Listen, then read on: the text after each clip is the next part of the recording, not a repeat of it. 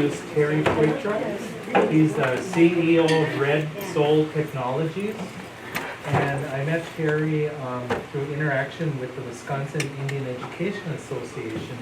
At the time, he was one of the alternates from his region, which is Lac du Flambeau, Mole Lake, Forest County, Potawatomi areas. And I understand now he's an actual board member for them. So here's Terry. Magwitch, Magadidu, Mashkade, Bijake, Nijnika. My native name is Prairie Buffalo from the Turtle Mountain Band in Chippewa in Delport, North Dakota. My English name is Terry Poitra. I've been in education for a little while, for about the last 10 years. And I've been probably about the same amount of time, probably longer, about 10, 15 years. I've been trying to think of ways to bring business to reservations that's lasting. Something that's going to be able to adapt to times and changes. And one of the things that I came up with was technology. That is one thing that is never going to change. It isn't going to go anywhere. It's just going to keep growing and snowballing into these things that we continually use today. Your phones. How many people are in education, teaching? How many of you use pen and paper anymore? Most of you do? Kind of 50-50? Most of the learning that happens, at least in my district, in districts that I've worked in, all happen on a screen. All happen on a device. Everything.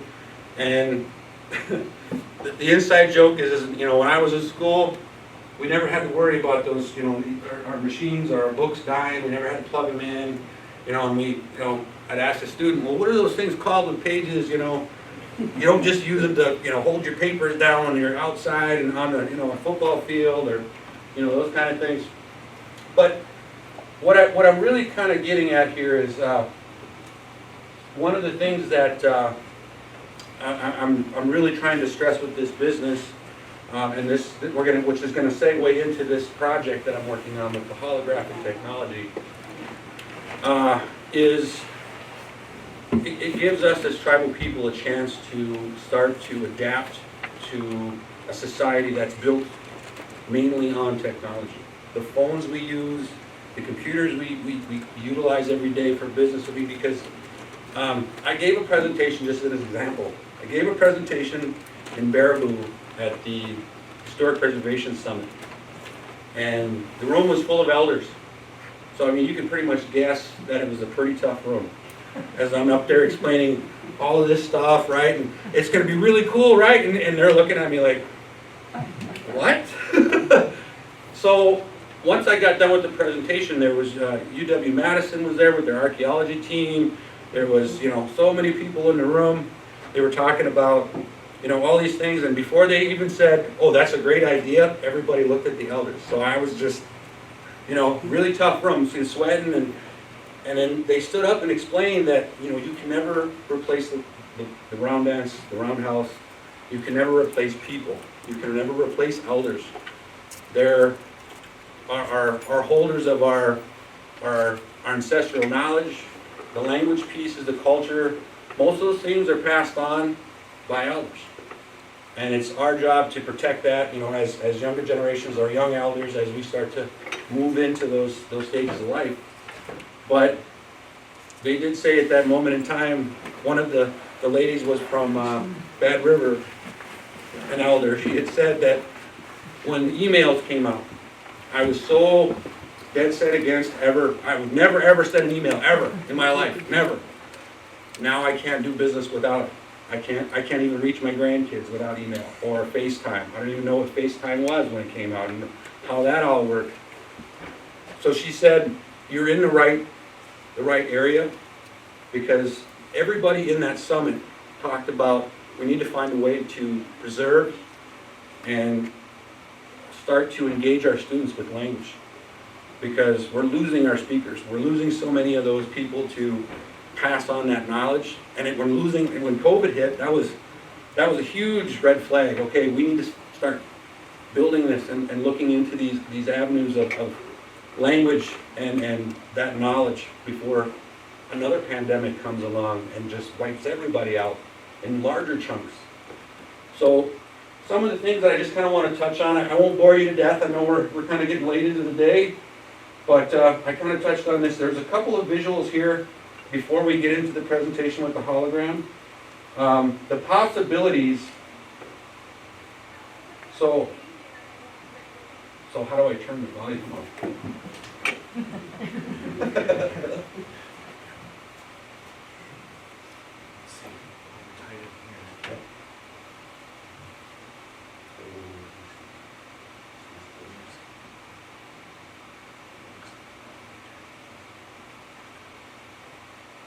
To you. Now I've been invited to do keynotes So- across the globe. This lady, before just a little insight, this lady does not speak any Japanese. And what she's getting ready to do is give a keynote in the Japanese language. And this is the type of technology that I'm referring to, building into tribal languages and utilizing in reservations to start impacting some of our students. Easy for me to be here in Las Vegas. It isn't always easy for me to travel across the world. And even when I do, I can't always speak the local language. Well, what if neither language nor distance mattered for me to deliver a fantastic keynote? What if technology can help me be anywhere I needed to be and speak any language I wanted? Well, it can. We are bringing together the power of mixed reality and Azure AI services to create a truly game-changing experience.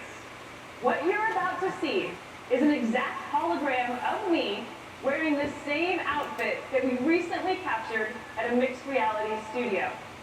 And I don't speak Japanese, but what if I wanted to deliver my keynote in Japanese?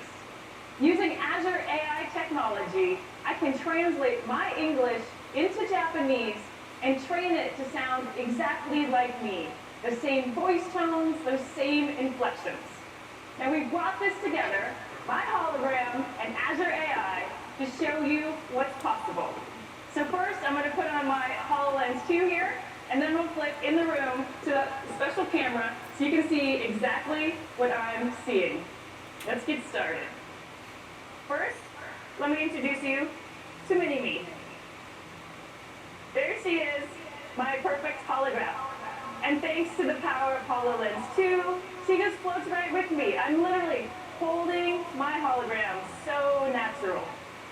Now she's a little small to do a keynote. So let's get her up so she can do full-size Japanese keynote. Render keynote.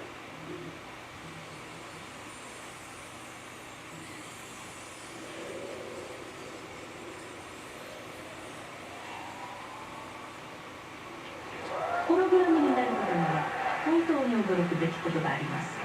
私たちは最新の複合現実キャプチャ技術を使用し、私のホログラムを作成しています。実在の人物をホログラムとして見たことがあるかもしれませんが、私が実際に日本語を話しているのが新しいのです。私は日本語を話しませんが、私の声とホログラムは完璧な日本語で話しています。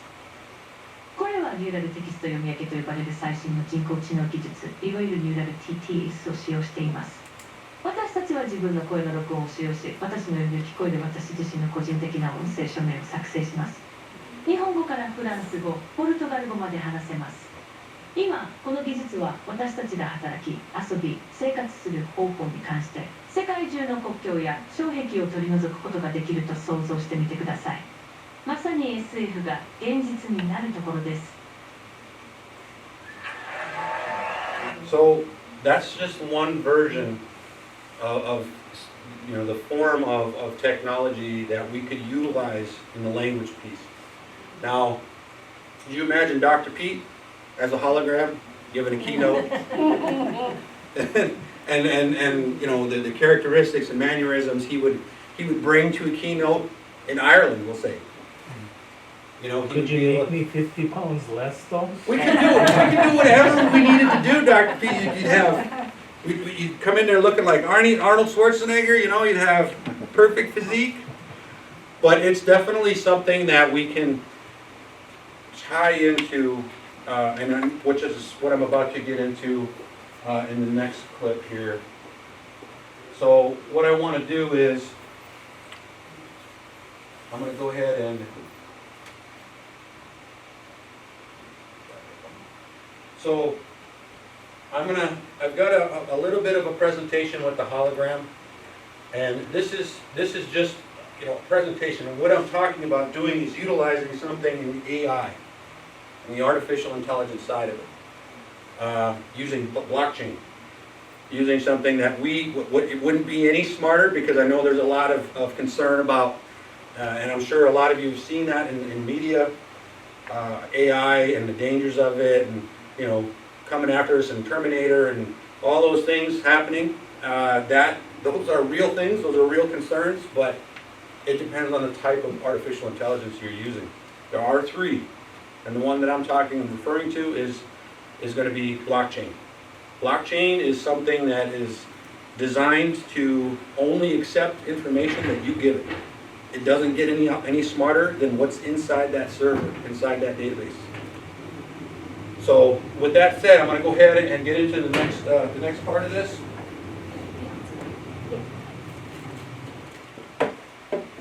Presentation hini karigi Ochang Rajda Mashupinga Hingari Naga Mike de Rajda Asa Roberts ga Hingari Punchiki Karak Chija Wat Wanje Howasare hi Achiaje.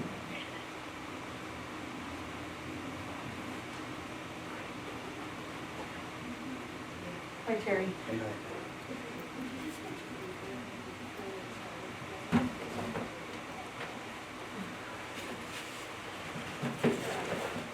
So it's going to have the tribal language, the tribal traditional greeting, and then it's going to have the English translation, followed with, you know, kind of the holographic presentation part of this. And that's Paul and Aisa Roberts of Wausau, Wisconsin.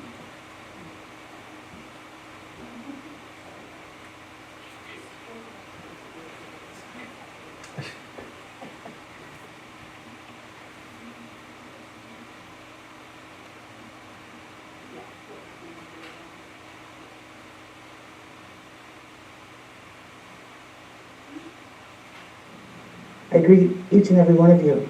My Ho-Chunk name is Mashupinga, which translates to good feather. My English name is Aisa Roberts. I'm a member of the Bear Clan, and I live in Wausau, Wisconsin.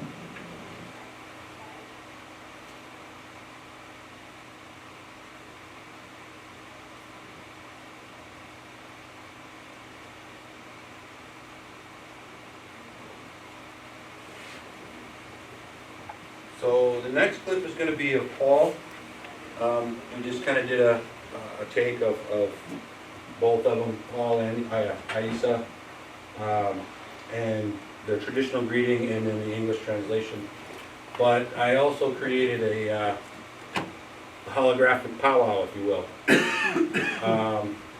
I'm also a media. If you haven't noticed, I never miss an opportunity to record some of the events that we do.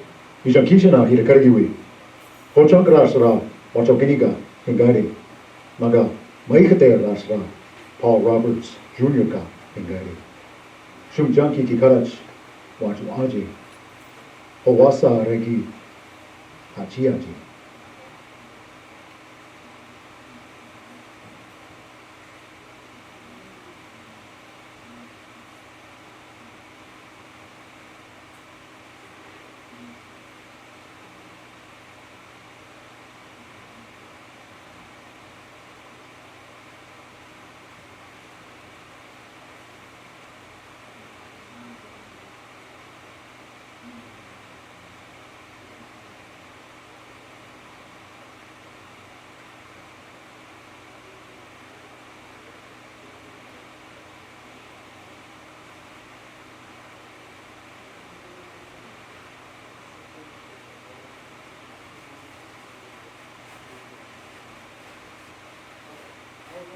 Hello, I greet you all. My Ho-Chunk name translates to He Leads. My English name is Paul Roberts. I am a member of the Wolf Clan, and I live in Wausau, Wisconsin.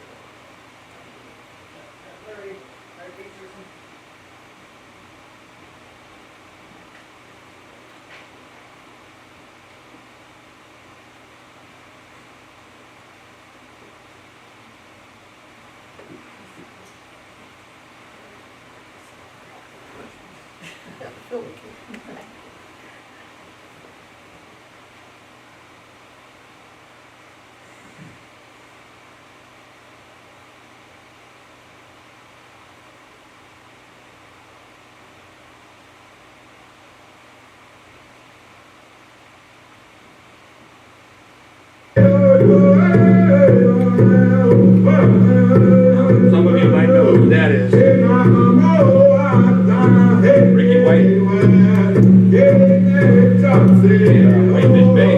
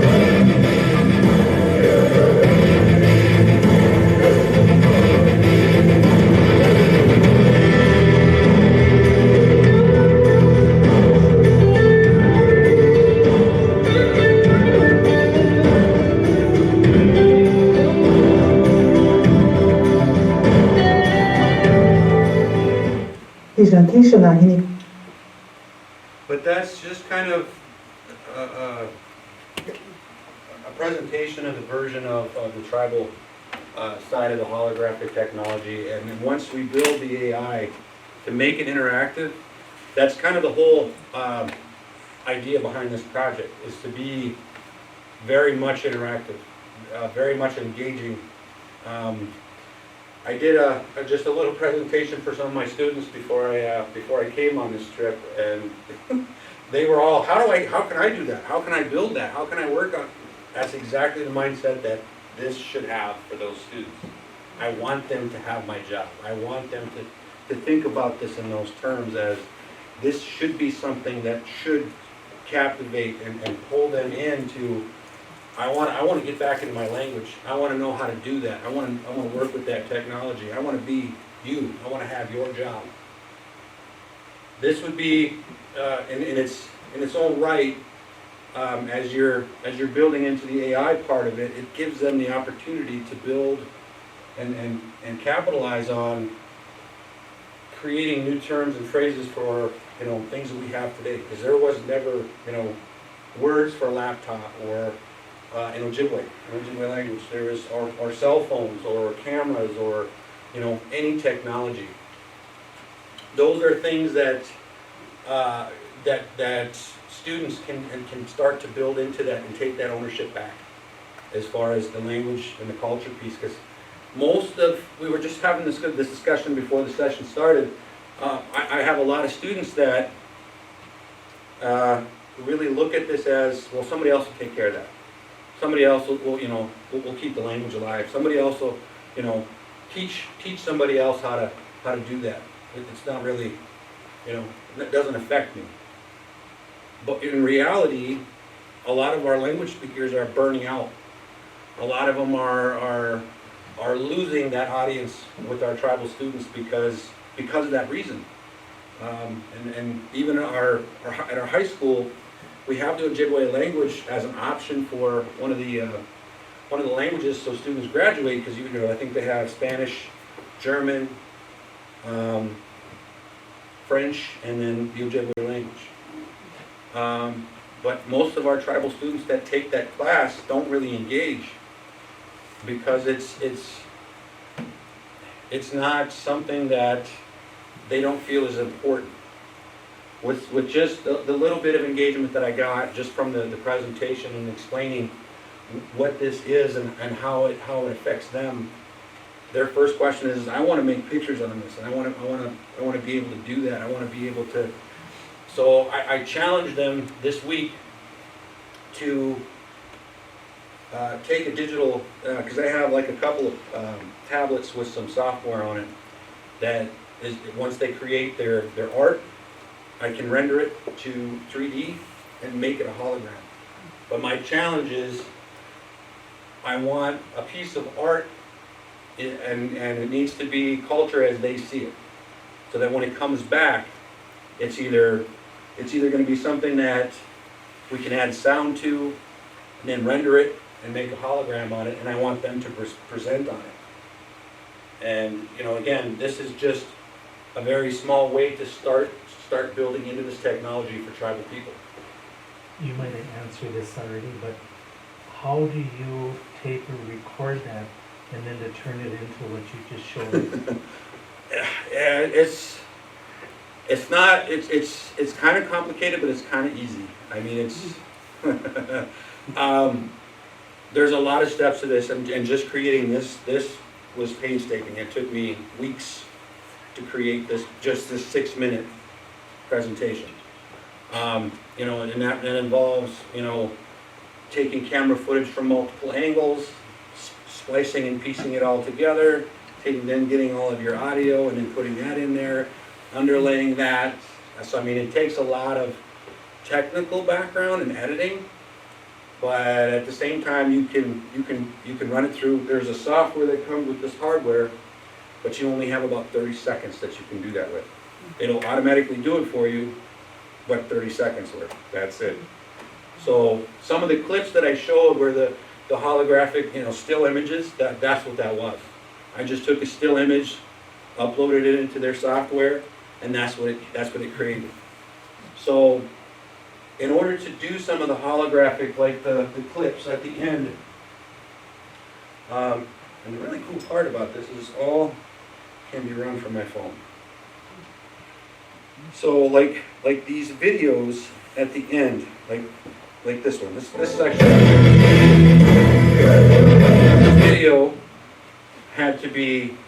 I had to remove the background because we shot it in. I believe it was in the falls in Wausau, just south of Wausau. We had to remove all the rocks, the river that was kind of flowing in between. We had to remove all of that. I had to splice in all of the audio for that, and I kind of gave it that smoke effect. So it looks like they're ghost dancing. I think they're just performing out of nothing.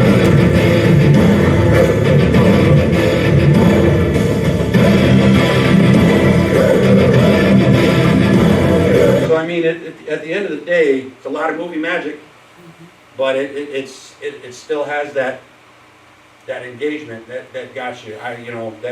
You're gonna.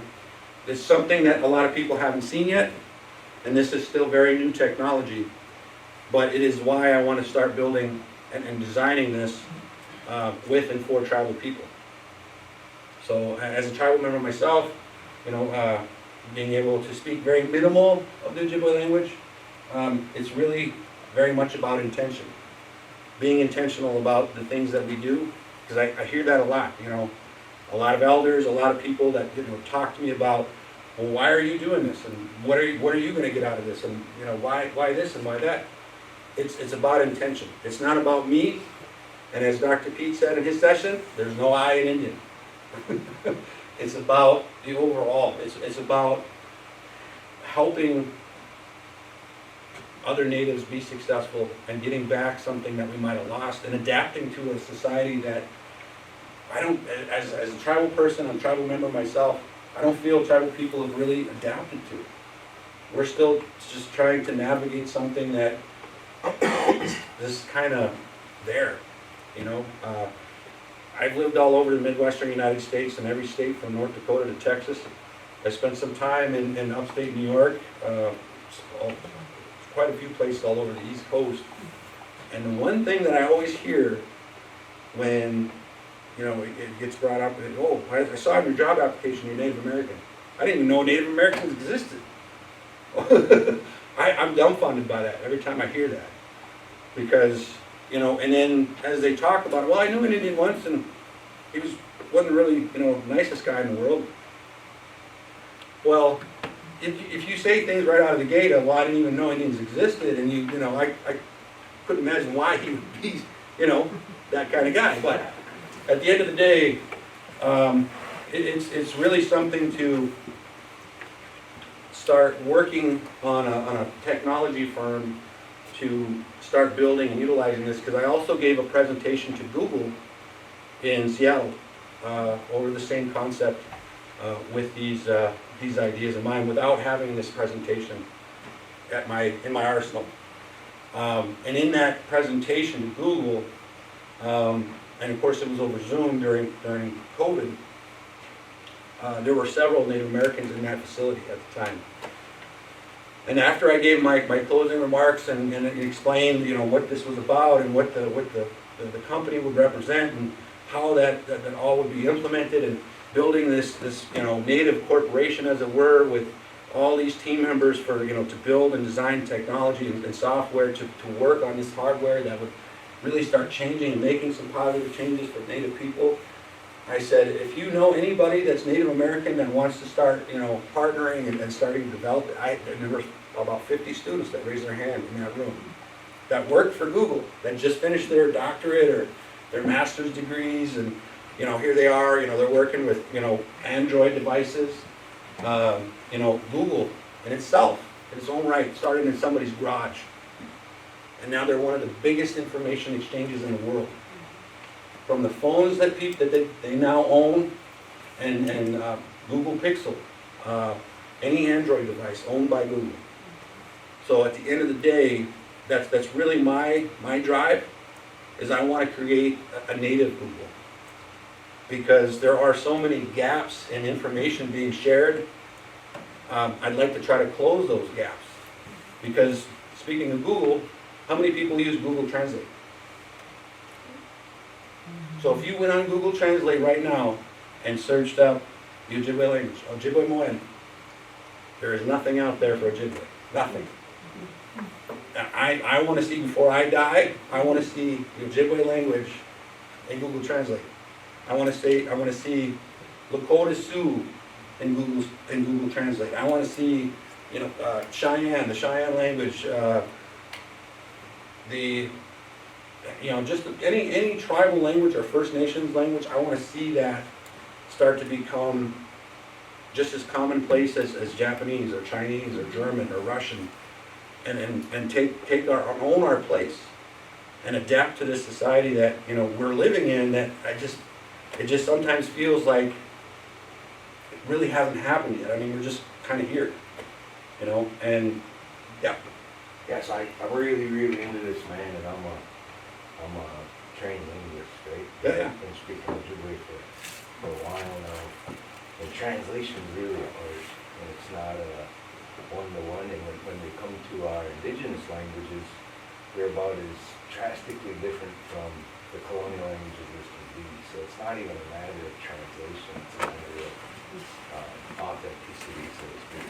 And so when it comes, and I've been, people have been reaching out to me about the AI stuff, that offering to mic me up for a couple years. A lot, Yeah. Really, and then I got another colleague in Oregon who's doing a lot of AI related stuff, and like what you said at the beginning, like embracing the tools, right, and adapting for the future. Like, I'm all about it, but some of the models we've seen are way off, right? Like Charlene showed me an AI generated translation that we can't interpret. Right? It's supposed to be a preamble of the Constitution or something, but it's uninterpretable. So the thing about Ojibwe is it's so widely spoken with so many different variations, right? Yeah. And unless somebody who is involved that knows that stuff, then right now they're just scooping. Right? They're scooping everything that's available, and there's so much crap on the internet. Right? Yeah. And there's so much stuff that isn't even grammatical or interpretable, or people call it Ojibwe. And then if everybody that's involved doesn't speak the language and know any better, then great, look at we got better now. Right, exactly. So my thing's like quality control, Right. but I don't have the time to work for AI at the university and try to have a life, so. See, and that's exactly the point, because Turtle Mountain versus Lac du Flambeau versus Bad River versus, you know, all these different dialects, because we also have the Michif language, which is a dialect of all of those things, and Cree and all these things just mashed in. So you get, when I first moved to Flambeau, I'd hear very similar words, right? And this is exactly what you're talking about. When I first moved to Flambeau, I'd hear bonjour. So, oh, okay, so I know that one. I'm good there. I keep up. And then I'd hear Miigwech. I knew that one. But then he would start talking about Nokomis and, you know, grandma and grandpa and, you know, all those things. Well, that's Mushum and Cookum. That's not grandma and grandpa. So I mean, having all those dialects and being able to do, I want to see that too, because, you know, much like you have Northern Chinese versus, or even German. There's an upper German and lower German. And I had to do some homework on this when I was kind of talking about, for that very reason. I had somebody who said the exact same thing in a presentation I gave. And that's exactly, it would have to be, that's where the partnerships come in, right? Everybody's in their silos of, this is the only way you can speak it. This is the only way it can be done. But I like the idea that you have that unless somebody's involved that knows, okay, because then you just get all this gobbledygook and everything and calling it Ojibwe, and that's I want it as authentic to each dialect as we could possibly get.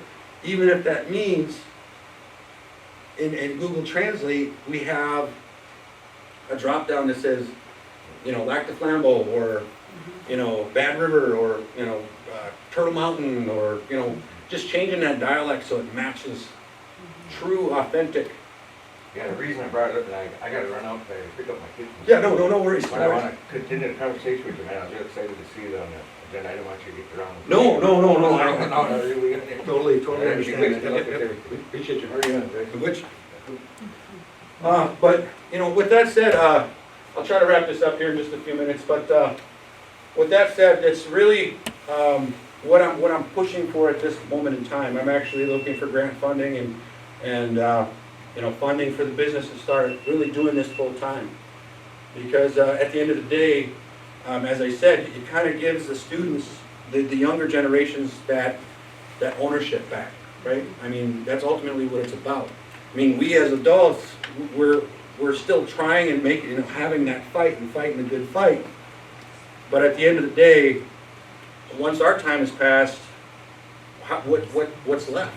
You know, who's going to pick it up when we leave, when we're done, after we're elders, or who's going to take that and say, I want to drive to make this happen. I want to see this live once it's built, and, you know, to kind of serve tribes as a whole, not just, I'm in this for me. I own that.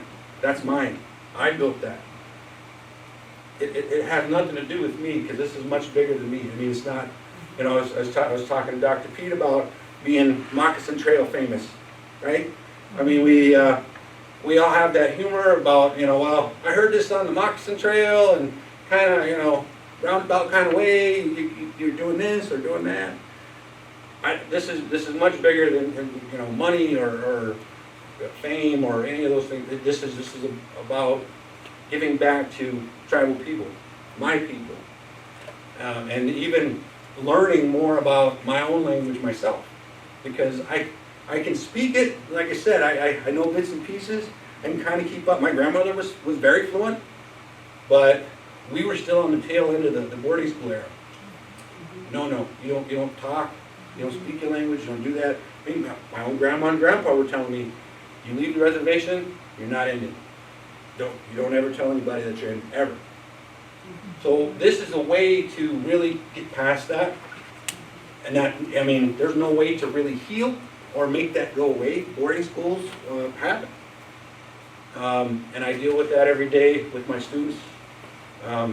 Several examples of generational trauma. I'll never ever use the word historical, because historical means that, oh, it's happened, it's past. Generational means that it continues, and it does. It's very much alive today. This is a way to start building back into something that we lost and that was taken away from us.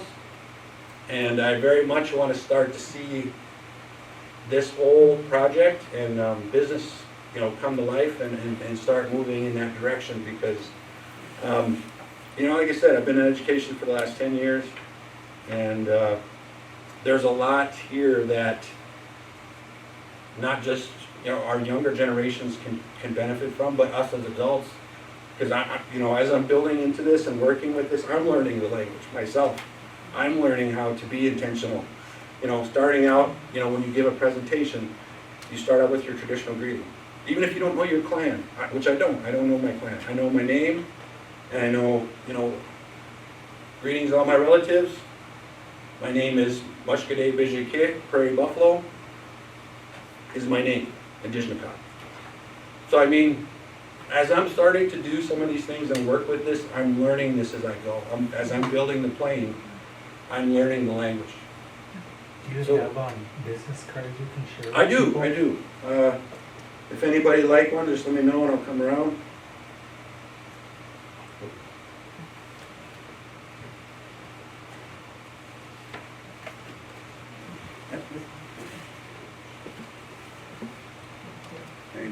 Yep. And does anybody have any questions? Oh. Excuse me. Anybody else? How do you intend to get this technology into schools so that kids can actually use it? We, right now what I'm trying to do is once we get the prototype, which, like I said, I'm currently seeking funding for because I'm working, right now I'm an army of me. I'm working with a team out of New York to build the artificial intelligence and the graphics engineer to tie those together, the artificial intelligence, and we're going to build basically a avatar.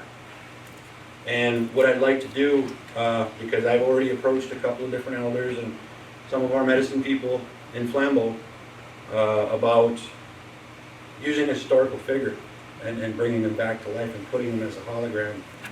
That was no. That's no. So what I'm looking at doing is using characteristics from multiple historical figures from Black Flambeau's history. Maybe the founding chief that helped found and support Black Flambeau, the village before it became the town, way back when, and just building something like that. But we're going to be getting use cases from adults and students and younger students, and starting as probably pre-K and up. We're kind of working with ABW. We kind of pitched this to Arbavita School in Minocqua, Arbavita, Wisconsin. It's still something that's still on the table right now. We're kind of working through, but once the prototype and the actual artificial intelligence piece of that's built, we're going to be using use cases for that and building it to be scalable. So a science teacher could use it. It doesn't have to be tribal. It could be, okay, we have Bill Knight, a science guy, teaching you, chemistry or biology, and it would basically be able to teach whatever you input in there, and then it would be an extension of the instructor, and then recording all of the material, and then giving you results that, okay, we had this much interaction today, so-and-so answered these questions, and it could be, that's kind of the idea and the premise behind it, but yeah, that's how we would start to get some of that data. Any other questions? So I work with libraries, archives, and museums. Have you collaborated with any tribal museums about like what this would look like in exhibits and like interactive exhibits and The- utilizing like their collections? Yeah, also? that was, I actually, it's funny that you say that, because I was just, before I came up here last week, I had just got a request about an exhibit in Milwaukee to do the very same thing. But no, anything beyond that, like some of the culture, For, like, museums. Colombo's museum? yeah, I haven't even, but I haven't, this is actually the first presentation that I've actually had this piece of hardware. So Really that's, cool. yeah, I mean, because I did partner with this company, and they're out of Ireland. They do have different exhibit types like that, where you could design a whole art museum exhibit like this, in this format. But the exhibit that I'm referring to is out of the Museum of Arts in Milwaukee, and there's the tribal exhibit there. They were kind of asked to build like a virtual holographic tour of that exhibit. So that's something in the works right now, but I just literally got that request. That's funny that you mentioned that. Yeah, that's something that I absolutely would love to do.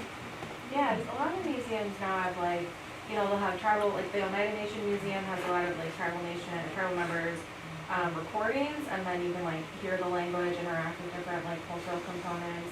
My own tribal museum in Grand Portage has kind of like inside of a lodge, you can like watch somebody like tell you stories Right. and things like that. And like this is just like so much cooler looking, because a lot of those exhibits end up looking like a little bit cheesy, and And it does cartoony. take us a little bit more in the history Yeah. component of things. And this is like live action, Yeah. you feel it, you're Yeah. there, and that could also be a really interesting way to move forward with funding, because there's a lot of grant opportunities for like museum exhibits and things like that. 'Cause that's, Okay. I'll chat with you more. about that. Absolutely, absolutely. Always open to that. Yes, ma'am. Any other questions? There we go. No? Yeah? Question? Well, what should we call it? My mom grew up north of Belport. Yeah, okay. My mom and Chad after.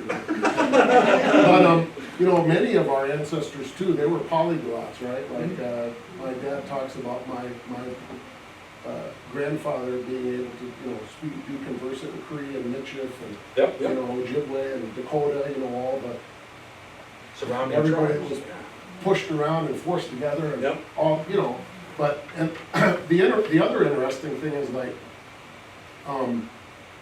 the prairie sign language that you could do with this, because when, intertribal gatherings, right? Yeah. How do we communicate across?